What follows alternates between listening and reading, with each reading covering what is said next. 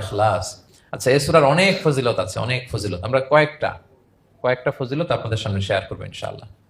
এই সূরার 1 নম্বর ফজিলত হচ্ছে রাসূল সাল্লাল্লাহু আলাইহি ওয়াসাল্লাম বিভিন্ন সুন্নাহ নামাজে, সুন্নত নামাজের দ্বিতীয় রাকাতে এই সূরাটা পড়তেন। যেমন ফজরের 2 রাকাত সুন্নত আছে না, ফজরের 2 রাকাত সুন্নতের দ্বিতীয় রাকাতে রাসূল সাল্লাল্লাহু আলাইহি ওয়াসাল্লাম এটা পড়তেন। প্রথম রাকাতে সূরা কাফিরুন, দ্বিতীয় রাকাতে সূরা ইখলাস এটা পড়তেন।